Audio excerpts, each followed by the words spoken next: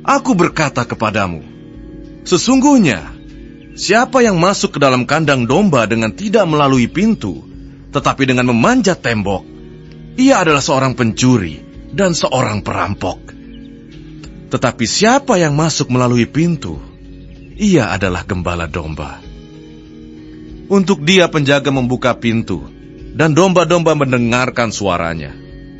Dan ia memanggil domba-dombanya masing-masing menurut namanya, dan menuntunnya keluar.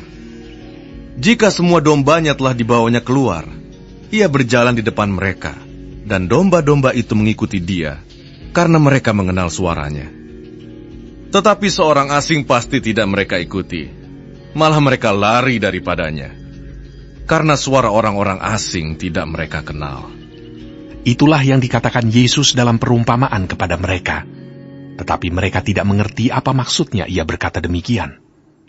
Maka kata Yesus sekali lagi, Aku berkata kepadamu, sesungguhnya, akulah pintu ke domba-domba itu.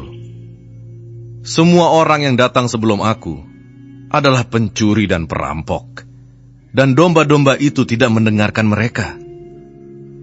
Akulah pintu.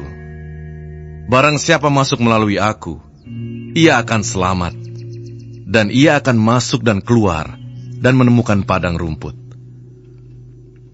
Pencuri datang hanya untuk mencuri dan membunuh dan membinasakan. Aku datang supaya mereka mempunyai hidup dan mempunyainya dalam segala kelimpahan. Akulah gembala yang baik. Gembala yang baik memberikan nyawanya bagi domba-dombanya. Sedangkan seorang upahan yang bukan gembala dan yang bukan pemilik domba-domba itu sendiri, ketika melihat serigala datang, meninggalkan domba-domba itu, lalu lari, sehingga serigala itu menerkam dan mencerai-beraikan domba-domba itu. Ia lari karena ia seorang upahan, dan tidak memperhatikan domba-domba itu.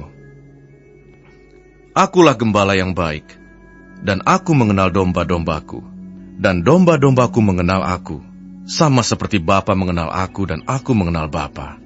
Dan aku memberikan nyawaku bagi domba-dombaku. Ada lagi padaku domba-domba lain yang bukan dari kandang ini. Domba-domba itu harus kutuntun juga, dan mereka akan mendengarkan suaraku, dan mereka akan menjadi satu kawanan dengan satu gembala.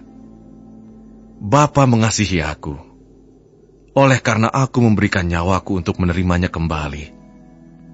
Tidak seorang pun mengambilnya daripadaku, melainkan aku memberikannya menurut kehendakku sendiri. Aku berkuasa memberikannya, dan berkuasa mengambilnya kembali.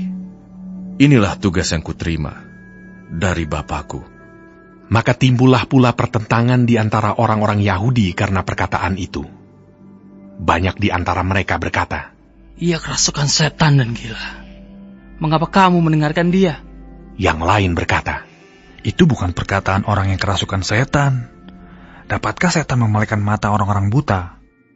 Tidak lama kemudian, tibalah hari raya pentahbisan Bait Allah di Yerusalem. Ketika itu musim dingin. Dan Yesus berjalan-jalan di Bait Allah, di serambi Salomo.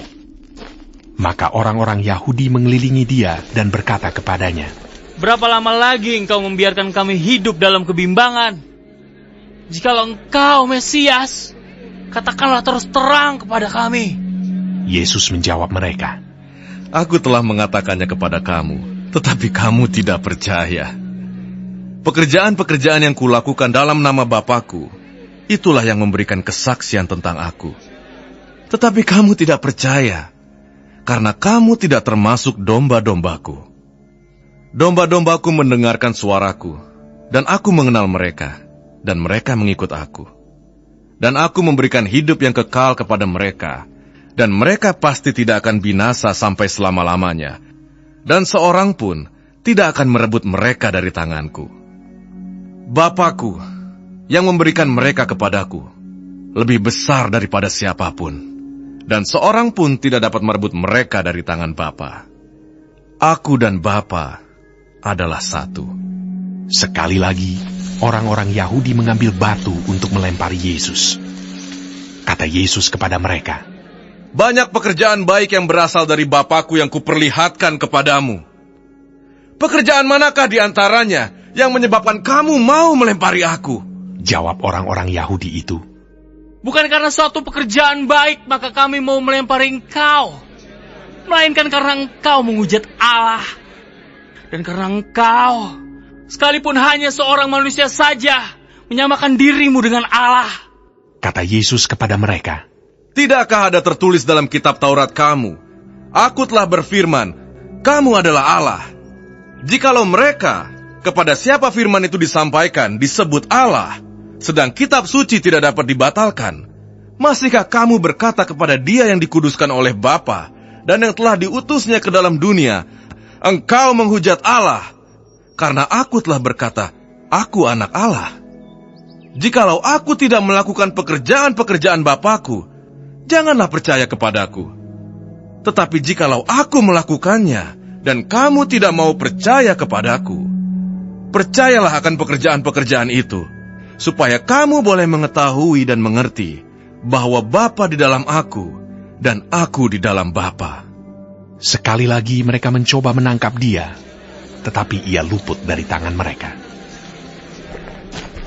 Kemudian Yesus pergi lagi ke seberang Yordan, ke tempat Yohanes membaptis dahulu, lalu ia tinggal di situ. Dan banyak orang datang kepadanya dan berkata, Yohanes memang tidak membuat satu tanda pun. Tetapi semua yang pernah dikatakan Yohanes tentang orang ini adalah benar. dan banyak orang di situ percaya kepadanya.